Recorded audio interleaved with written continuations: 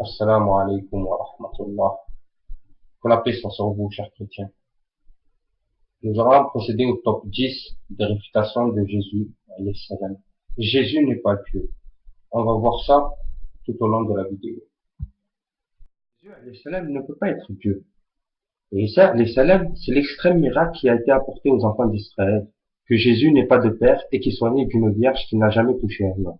Lorsqu'on lit le Coran, Allah Azza wa Jal a très clairement précisé que Maryam a porté l'enfant et les Juifs ont commencé à l'accuser d'adultère. Le miracle de Dieu est qu'avec la permission d'Allah Ta'ala, Jésus s'est mis à parler au berceau et à défendre sa mère.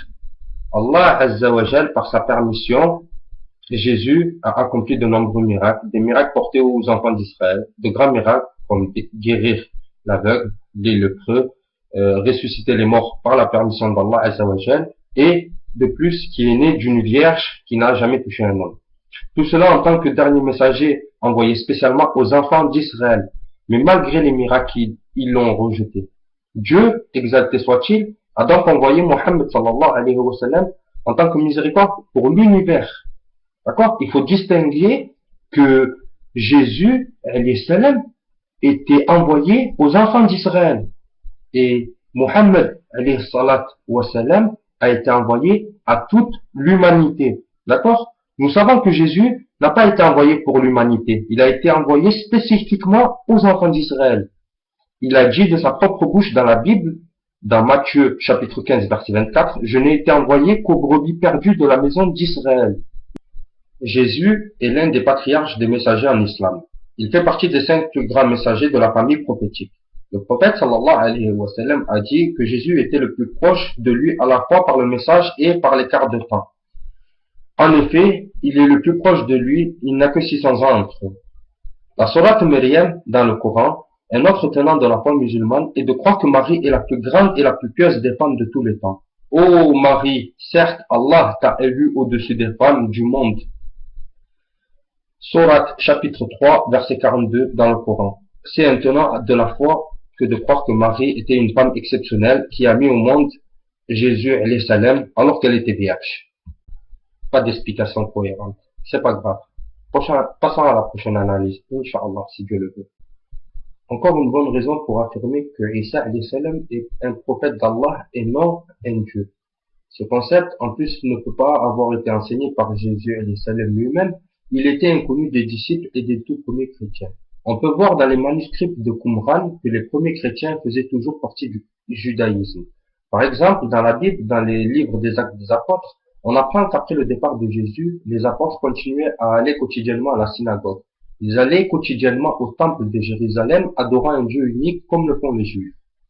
Jésus, alayhi salam, est venu pour renouveler la loi de Moïse, qui a été modifiée au fil du temps. Imaginez si par malheur un des disciples se baladait en train d'enseigner que Jésus était Dieu. Il se serait sûrement tué ou il serait expulsé du temple. Du moins, dès le premier jour, il ne serait pas rentré. Où il aurait construit lui-même son propre lieu de culte. Jésus lui-même avait allé dans le temple. Du moins, dès le premier jour, il ne serait pas rentré. Où il aurait construit lui-même son propre lieu de culte. Jésus lui-même avait allé dans le temple. Il n'a pas construit sa propre église pour effectuer un culte à sa personne ou avec des croix et des statues. Non, il allait au temple pour adorer le Dieu, le seul Dieu unique, de la même façon que Moïse, Abraham, David et Zacharie alayhi salam adoraient un seul et unique Dieu. Durant 2 siècles après le départ de Jésus alayhi salam, les gens de la secte de Qumran faisaient toujours partie du judaïsme. Ce sont des pratiquants juifs qui reconnaissaient et suivaient Jésus en tant que prophète. Toute cette conception de Trinité n'est venue que bien plus tard au IVe siècle. Ce n'était pas une doctrine à laquelle on devait obligatoirement croire avant 325 après Jésus-Christ. C'est lors du Concile de Nicée que les différents parties chrétiennes se sont réunis pour débattre et décider des dogmes tels que la nature divine de Jésus. La personne à l'origine de cette doctrine était Paul. Il n'avait jamais vu Jésus, il ne connaissait pas Jésus, il n'a jamais été prêché par Jésus. Il a seulement proclamé qu'il était sur la route de Damas en vue de persécuter les juifs chrétiens. Puis, c'est lui le premier à avoir développé les notions de chrétien, de trinité, d'adoration de Jésus, fils engendré de Dieu. Tout cela est apparu sous l'influence de Paul. Le mot trinité est-il cité dans la Bible? Non. À aucun endroit, il y a seulement un verset qui est une annotation faite par un scribe, introduite par la Bible. Et c'est dans Jean chapitre 5 verset 7, il dit le Père, le Verbe et l'Esprit, et c'est 301. Ce verset a été retiré par les docteurs de la Bible et n'apparaît plus dans la version actuelle. Mes chers amis chrétiens, je vous invite à adorer un seul Dieu, car il n'y a un seul Dieu et il n'y a pas trois dieux. Raison justifiant que Jésus n'est pas Dieu. Jésus, alayhi salam, a dit explicitement qu'il n'était pas Dieu. Certains pensent que Jésus a dit implicitement qu'il était Dieu à partir des versets ambigus, mais que dire alors des passages où il dit explicitement qu'il n'est pas Dieu. Par exemple, dans Jean chapitre 13 verset 3, « Or la vie éternelle, c'est qu'ils te connaissent toi, le seul vrai Dieu, et celui que tu as envoyé, Jésus-Christ. » C'est la notion fondamentale qu'il a enseignée pour le paradis. Pour le musulman, cette déclaration a beaucoup de sens, car elle fait écho de la shahada. Ashhadu an la ilaha illallah, ashhadu anna Muhammad Rasulullah sallallahu alayhi wa sallam. Muhammad sallallahu alayhi wa sallam est son messager. Jésus alayhi salam est son messager aussi. Dans la Bible, quand il part vers Dieu, il part à la Marie-Madeleine en Jean chapitre 20 verset 17. Mais va trouver mes frères et dis-leur que je monte vers mon Père et votre Père, vers mon Dieu et votre Dieu. Il a clairement dit vers mon Dieu et votre Dieu. Il n'a pas dit je vais rejoindre moi-même. Il n'a pas dit vers votre Dieu et moi. Ça n'a aucun sens. Il n'a jamais dit explicitement qu'il était Dieu. Et Jésus alayhi salam était monothéiste pur. Et il appelait les gens à l'agrément d'Allah Azza wa Jal. Il appelait les gens à l'unifier, à unifier Allah Azza wa Jal et ne veut rien associer. Une raison justifiant que Jésus n'est pas Dieu.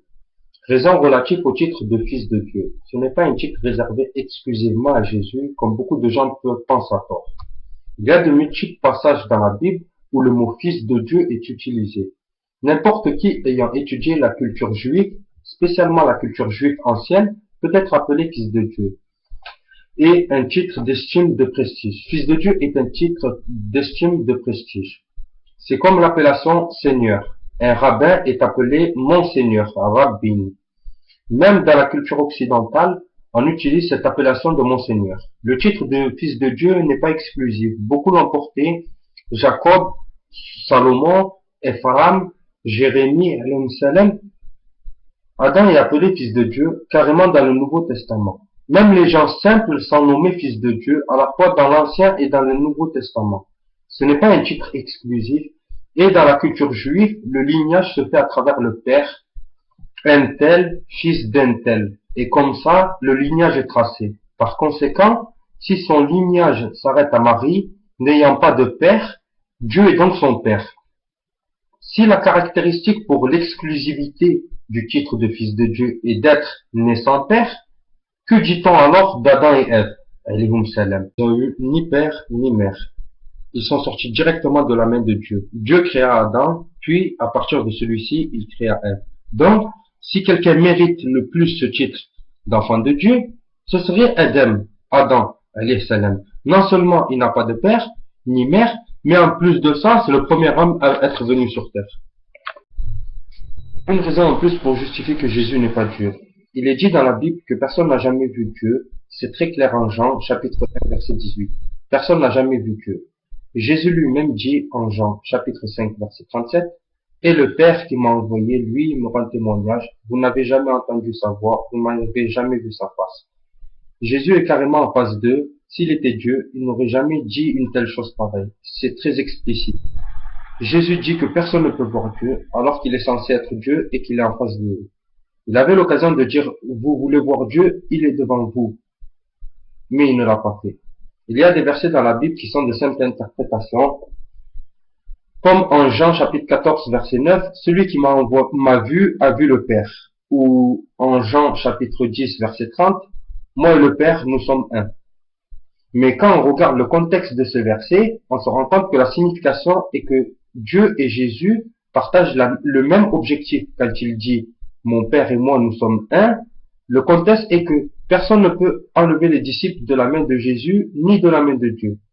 La signification des versets est que Jésus et Dieu partagent le même but. La signification est « Je suis là pour transmettre le message de Dieu. Ce que Dieu veut, Jésus alayhi salam le veut aussi. Il est le représentant de Dieu sur terre. À la lumière des versets explicites, on sait que Jésus alayhi salam a dit qu'aucun homme n'a vu ou ne peut voir Dieu. Ce qui est dit dans le Coran. Moïse a demandé de pouvoir voir Dieu. Dieu lui dit, regarde la montagne, si elle demeure à sa place, alors tu me verras. Dès qu'il a essayé de la regarder, la montagne s'est pulvérisée et il s'effondra foudroyé. Puis Moïse s'est repenti en disant, gloire à toi je me répands et je suis le premier des croyants. C'est dans le chapitre 7, dans la sourate 7, verset 143. On ne peut pas voir Dieu, ça fait partie de l'inconnaissable. Dieu n'est pas quelqu'un qui possède des formes comme l'être humain. On ne peut pas contenir l'essence de Dieu dans un corps limité. Il est trop glorieux pour être un homme. Gloire et pureté à celui qui a créé les cieux et la terre, Seigneur du trône sublime.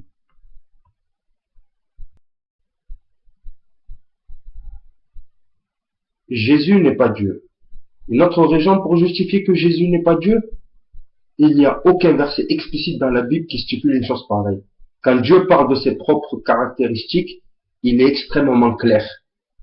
On peut citer dans Ésaïe chapitre 46 verset 9, « C'est moi qui suis Dieu et qu'il n'y ait point d'autre, que je suis Dieu et que nul n'est semblable à moi. » Jésus lui-même dit dans l'évangile de Marc chapitre 12 verset 29-30, une phrase récitée sans cesse dans les synagogues encore aujourd'hui, « Écoute Israël, le Seigneur notre Dieu est un seul Seigneur. » Parcourez l'Ancien Testament, vous trouverez comment Dieu se décrit lui-même. C'est toujours explicite. Il n'y a pas d'énigme. Il y a seulement des versets implicites dans le Nouveau Testament qui ont été interprétés dans le sens que Jésus aurait réclamé la divinité. C'est vraiment quelque chose de si énorme que Jésus soit Dieu. Si c'est la question qui détermine notre destination, soit le paradis ou soit l'enfer, de croire que Dieu s'est fait chair puis s'est sacrifié pour les péchés de l'humanité, alors on aurait expliqué clairement, car c'est une question de paradis et d'enfer. Vous comprenez, chers chrétiens, c'est une question de paradis ou d'enfer. La croyance, elle est basée sur le monothéisme pur. Et on ne peut associer quelque chose au trône de Dieu, d'Allah Azza wa Jal. Alors Dieu aurait expliqué clairement, car c'est une question de paradis et d'enfer, comme j'ai dit. Dieu ne va pas en faire une énigme ou en parler à demi-mot. Il a été clair avec les enfants d'Israël. Je suis Dieu, nul ne m'est semblable, n'adorez personne d'autre. Il a été clair et précis. Jésus, alayhi salam, a été clair aussi en répétant les mêmes versets. Si c'est une question fondamentale pour l'humanité de savoir si Jésus est Dieu ou pas, alors il n'aurait pas hésité à dire je suis Dieu. Il avait l'occasion de dire quand les Juifs qui lui ont posé la question de savoir s'il était Dieu, et il aurait répondu oui je suis Dieu, et oui je suis sur terre pour vous sauver de vos péchés. Mais il n'a jamais dit une chose pareille. Et dans aucun texte religieux n'apparaît telle chose. Certains docteurs dans la Bible citent certains versets. Dans Jean chapitre 1, verset 1, au commencement était la parole, et la parole était avec Dieu, et la parole était Dieu. Jean chapitre 1, verset 4, et la parole a été chair, et elle a habité parmi nous. Jean chapitre 8, verset 58, avant qu'Abraham fût, je suis. Ces versets sont ambigus et changent donc la conception que l'on a de la parole, dans le sens que la parole provient de Jésus et non de notre Seigneur. Cela dépend de la façon et de la position de voir le verset.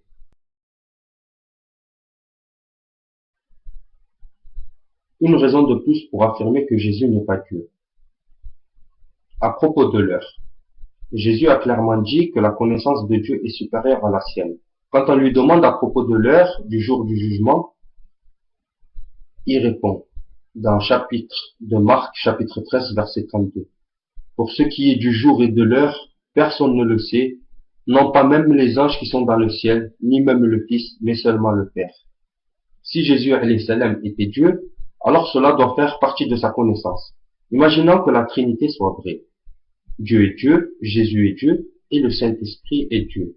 Tout cela à égalité dans la même personne, dans une même personne. Comment une seule partie connaît l'heure sans que l'autre ne la connaisse alors qu'ils sont de la même entité? Si Dieu connaît l'heure, L'autre partie aussi, qui est Jésus, doit aussi la connaître et même le Saint-Esprit. Et Jésus dit dans un autre verset, Jean chapitre 14, verset 28, le Père est plus grand que moi. Il admet que le Père est plus grand que lui. Dans la Trinité, ils sont censés être parfaitement égaux. Alors, comment l'un peut-il être plus grand que l'autre?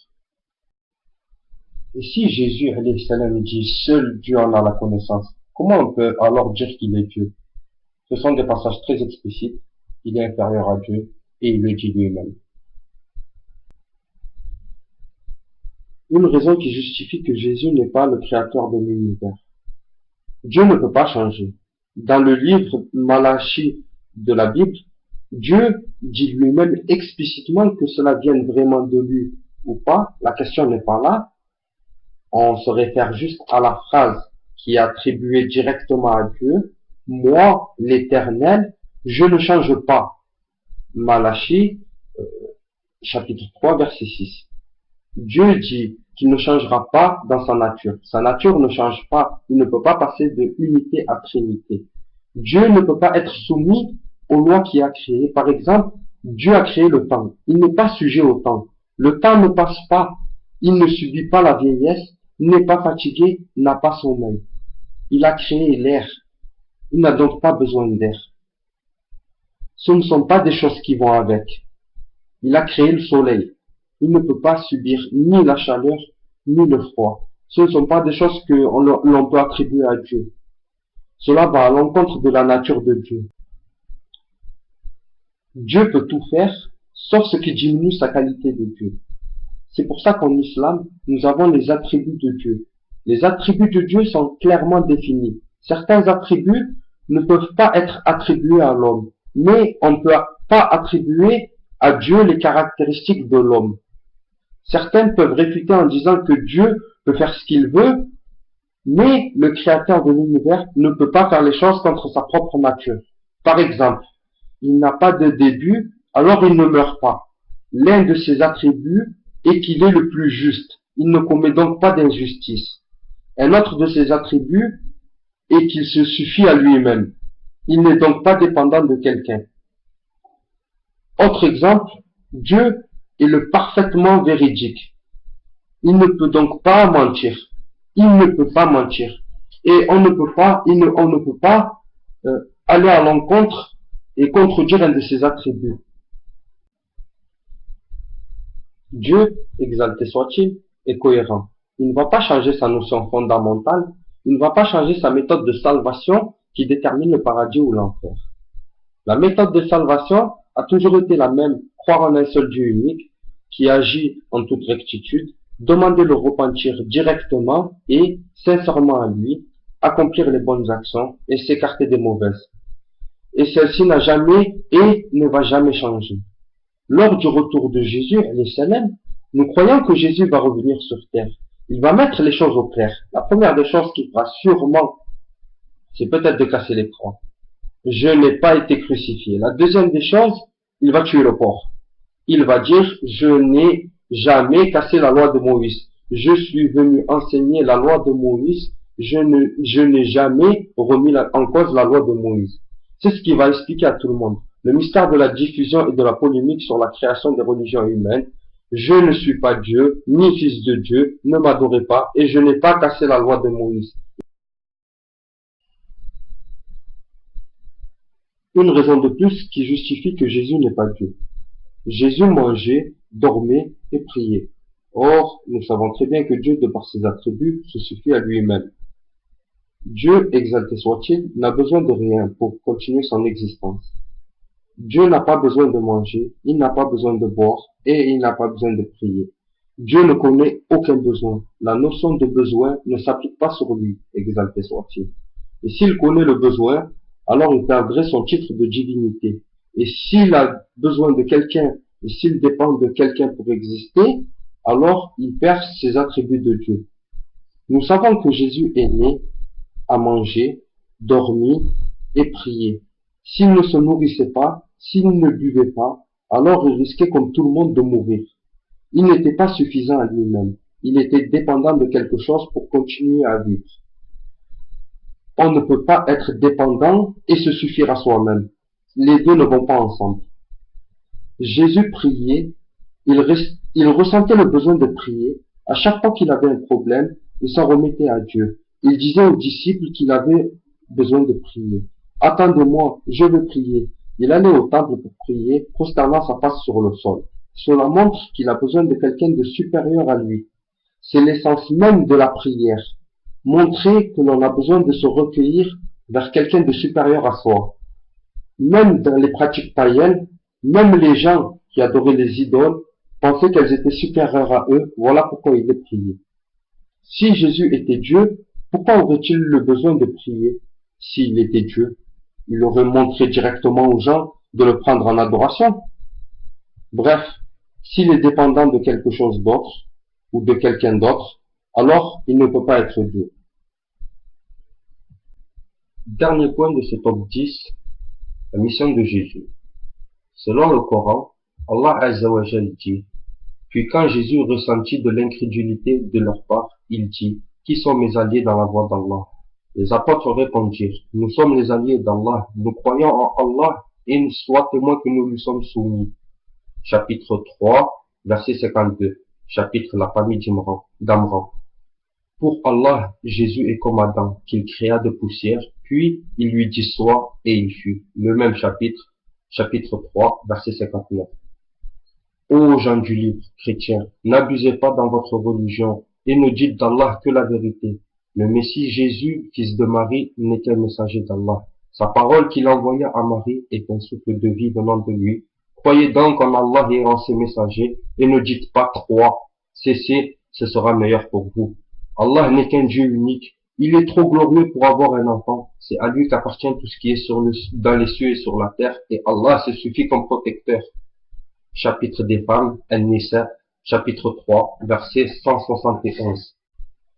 Allah dit aussi: et nous avons envoyé après eux Jésus, fils de Marie, pour confirmer ce qu'il y avait dans la Torah avant lui. Et nous lui avons donné l'évangile où il y a un guide et lumière, pour confirmer ce qu'il y avait dans la Torah avant lui, et un guide et une exhortation pour les pieux. Al-Maïda, la table servie, chapitre 5, verset 46. Et quand Allah dira: ô Jésus, fils de Marie, rappelle-toi mon bienfait sur toi et sur ta mère quand je t'ai fortifié du Saint-Esprit. Au berceau, tu parlais aux gens tout comme en ton âge mûr. Je t'enseignais le livre, la sagesse, la Torah et l'évangile. Tu fabriquais de l'argile comme une forme d'oiseau par ma permission, puis tu soufflais dedans. Alors par ma permission, elle devenait oiseau, et tu guérissais par ma permission l'aveugle-né et le lépreux. Et par ma permission, tu faisais revivre les morts. Je te protégeais contre les enfants d'Israël pendant que tu leur apportais des preuves. Mais ceux d'entre eux qui ne croyaient pas dirent: ceci n'est que magie évidente. Et quand j'ai révélé aux apôtres ceci, croyez en moi et en mon messager, ils dirent: nous croyons et attestent que nous sommes entièrement soumis. Rappelle-toi le moment où les apôtres dirent: ô Jésus, fils de Marie, se peut-il que ton Seigneur fasse descendre sur nous du ciel une table servie? Il leur dit: craignez plutôt Allah si vous êtes croyants. Ils dirent: nous voulons en manger, rassurer ainsi nos cœurs, savoir que tu as réellement dit la vérité et en être parmi les témoins. Ô Allah, notre Seigneur, dit Jésus, fils de Marie, fais descendre du ciel sur nous une table servie qui soit une fête pour nous, pour le premier d'entre nous, comme pour le dernier, ainsi qu'un signe de ta part. Nourris-nous, tu es le meilleur nourrisseur. Oui, dit Allah, je la ferai descendre sur vous, mais ensuite, quiconque d'entre vous refuse de croire, je le châtierai d'un châtiment dont je ne châtierai personne dans l'univers. Chapitre, la table servie, chapitre 5, versets 110 à 115. De même, Zacharie, Jean-Baptiste, Jésus et Élie, tous étant du nombre des gens de bien. Verset 1, chapitre 6, verset 85. Tel est Issa, Jésus, fils de Marie, parole de vérité dont il doute. Chapitre 19, verset 34. Quand on cite l'exemple du fils de Marie, ton peuple s'en détourne en disant: nos dieux sont-ils meilleurs ou bien lui? Ce n'est que par polémique qu'il te cite comme exemple. Ce sont des gens chicaniers. Jésus n'était qu'un serviteur que nous avons comblé de bienfaits et que nous avons désigné en exemple aux enfants d'Israël. Et vous voyez que même le Coran en parle. Jésus a été envoyé aux enfants d'Israël pour passer le message et pour les ramener à la bonne voie. En tout cas, c'était le chapitre 43, versets 57 à 59.